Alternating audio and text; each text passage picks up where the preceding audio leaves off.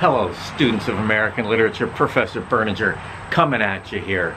And I'm here to talk about Phillis Wheatley's On Being Brought from Africa to America, and to answer the excellent questions that you all put in the discussion board. And this location I've selected for our little conversation today is this doorway. This doorway was put here on this home in Kinderhook, New York in 1797 when the house was built. And I know for a fact, because I looked at the census, that the man who built this house in 1797, Judge Peter Van Ness, he owned 10 people. There were 10 enslaved African Americans or Africans here at his house in Kinderhook in the year 1800. So I wanted to come to a doorway. I wanted to touch the doorway, touch the doorknob that an enslaved person would have touched. I don't know what all 10 of those people did. I'm guessing one of them at least was a woman who would have worked in the house, and one was a man who may have been a butler, a valet, maybe drove a carriage for the judge. I'm really not sure. Did the enslaved people go in and out of this doorway? Probably not. They probably used the back door servant's entrance. But I'm sure they would have gone out in once in a while. They probably would have opened it for other people, cleaned it. So this doorway that I am standing in certainly had enslaved people opening it, closing it, touching it, being right here where I am. And it's an intense thing to stand in a spot, and you've all done it, whether you know it or not, to stand in a place where you know someone who was owned by someone else stood. So to really sort of try to somehow connect with this enslaved woman who wrote poems in the 1770s to 1770s, I'm sorry, 1770s, to stand in a place where other enslaved people stood is the right thing to do. So, Phillis Wheatley, On Being Brought from Africa to America. Nice clear title, right? She was kidnapped, she was grabbed in Africa and brought on a slave ship to America. And she wound up in the Wheatley home, where she was treated fairly well, and she was taught to read and write, but enslaved nonetheless. So we're going to work our way through this poem, and hopefully it'll be a nice little introduction to you about the proper way to get into a poem. You've got to understand every word. You've got to know what every word means. Otherwise you have no hope, right? Because there aren't that many words here to begin with, and if you don't know what a couple of them mean, you're in trouble. So anyway. 'Twas mercy that brought me from my pagan land. Okay. Pagan land, that's a land that is not Christian. They usually have multiple gods, maybe worship nature in some way. Pagans are going to return in a month or so when we get around to Nathaniel Hawthorne. So she's saying, now this woman who was kidnapped from her continent, Africa, and brought to a new continent to be owned by others, she's claiming that it was in fact mercy that brought her here. Interesting point. Taught my benighted soul to understand. Benighted, did you look that one up, people? Please, look them up. Benighted, darkness, night, intellectual, moral, or social darkness. So she's claiming that her soul, the very essence of her, was dark, intellectually moral darkness. So she's definitely making a case in this poem that she's had great benefit. Or is she? Now some of you astute people out there noted that maybe she's being a little sarcastic. We'll take that up a little bit later.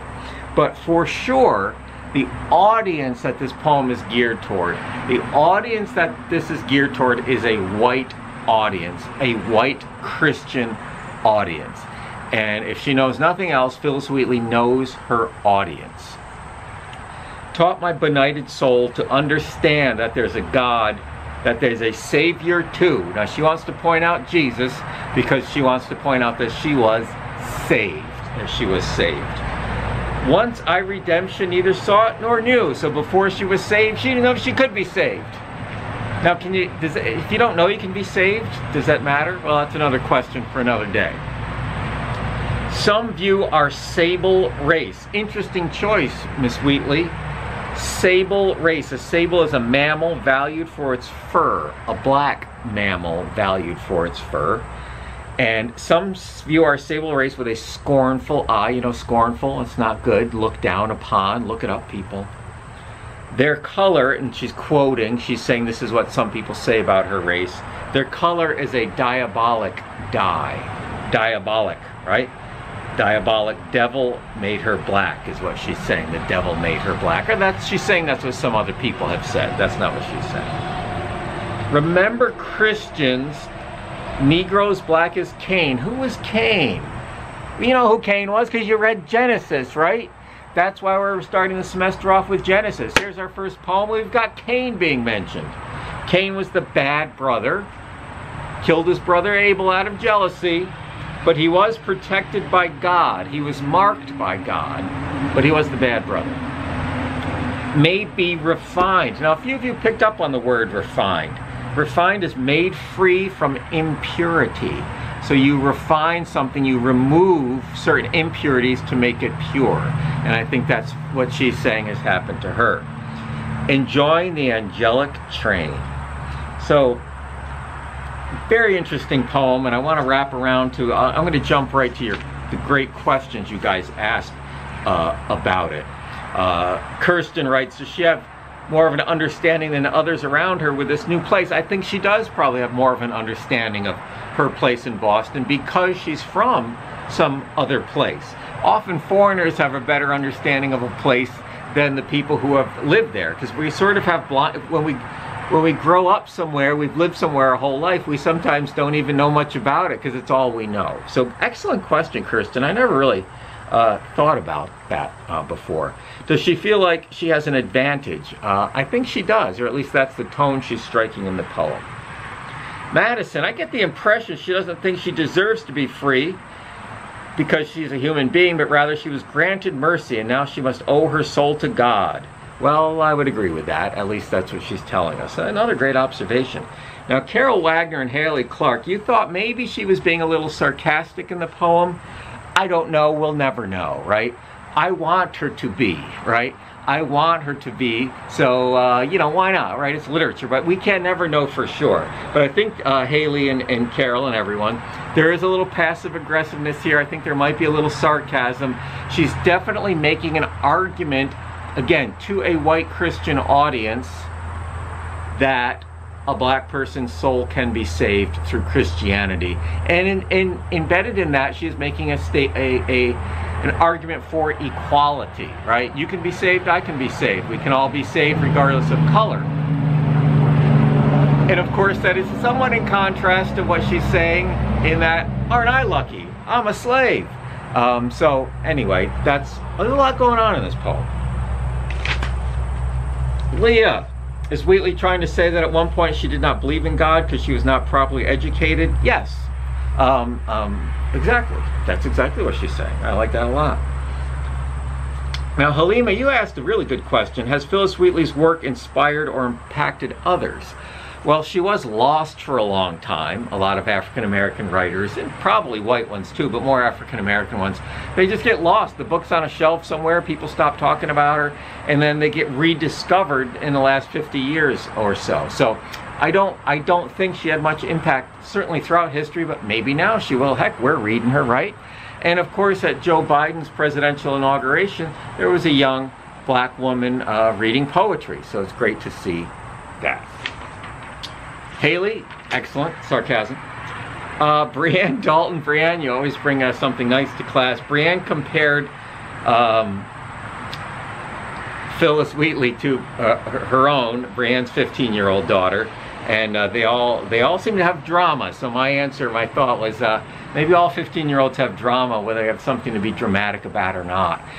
If they're enslaved, well, they can have drama over that, appropriate, right? If not, they can have it over their complexion or social media presence. So that was a good twist. And let's keep doing that throughout the semester, Brianne and everyone. Compare the people of then to the people of now. Brandon, right? She is trying to convince others. So you're exactly right. Leah, yeah, she did find God and a Savior. And Emma Morgan asked a really good question. Is Wheatley a patriot? I do believe she is. I mean, she tries to get George Washington pumped up, right? She tries to boost his spirit. And we've got another nice video out about that. So she is a patriot. And Boston was a very sort of patriotic, revolutionary place for the most part. For the most part. And yes, Christianity and racial equality does run through a lot of her poetry. And it also runs through Longfellow's poetry and other white male poets too. So excellent observations, questions about this poem. You know, it does fit in with the rest of her poetry. Again, just general poet lesson here, poetry lesson. Look up the words if you don't know them. Look them up in a dictionary from the time period if you can, or the Oxford English Dictionary, which you can get through our library, and see how the word has changed through the years.